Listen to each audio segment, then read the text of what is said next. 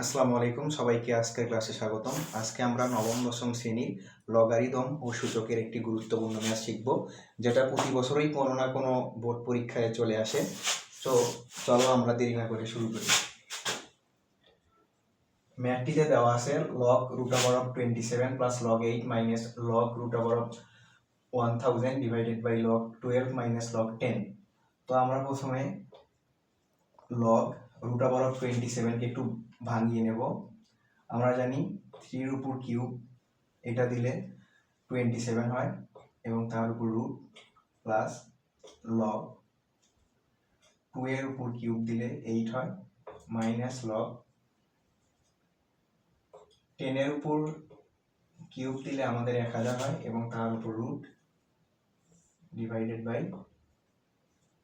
Log 12 minus log 10। এখন সূচকের formula অনুযায়ী পাওয়ারে আমাদের হচ্ছে গুণন হয়, সেই জন্য 3 এর উপর কিউব এবং রুট বলতে আমরা বুঝি পাওয়ার হাফ, অতএব 3 এর উপর 3 গুণন হাফ প্লাস লগ, এবং এই জায়গায় আমরা 2টাকে একটু ভাঙিয়ে নেব।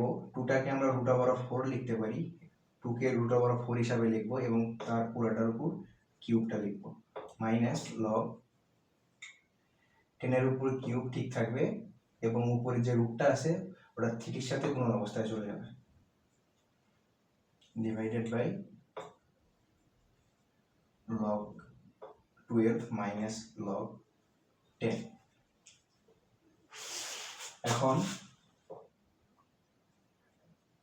লগ এটা গুণন অবস্থায় থাকবে 3/3 এর উপর 3/2 প্লাস লগ এই রুটটাও আবার 3 এর সাথে গুণন অবস্থায় চলে যাবে, 4 এর উপর 3/2 হবে আমাদের মাইনাস লগ 10 এর উপর 3/2 divided by log 12 minus log 10।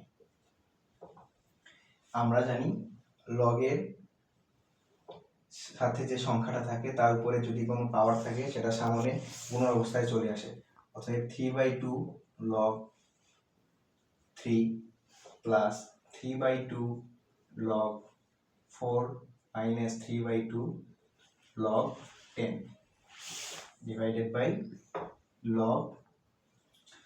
লগের ক্ষেত্রে যদি বিয়োগ অবস্থায় থাকে তাহলে সেগুলো ভাগ অবস্থায় চলে যায়, 12 ভাগ 10। এখন উপর থেকে আমরা 3/2 কমন নেব এবং পুরা লগটাকে যদি কমন নেই তাহলে আমাদের যোগ থাকলে গুণন হয় এবং বিয়োগ থাকলে ভাগ হয়। তাহলে 3 গুণন, যেহেতু যোগ অবস্থায় আছে তাহলে গুণন 4 ডিভাইডেড বাই মাইনাস লগ 10 থাকার কারণে 10টা এখানে ভাগ হয়ে যাবে, 10 ডিভাইডেড বাই লগ 6/5। তাহলে উপরে আমাদের থাকতেছে 3/2 লগ 3 4 আমাদের হচ্ছে 12/10। এটা আমরা 12/10 আকারে লিখবো, 12/10 লগ 12/10। 12/10 আমাদের কাটা যাবে, অর্থাৎ 3/2 অ্যান্সার।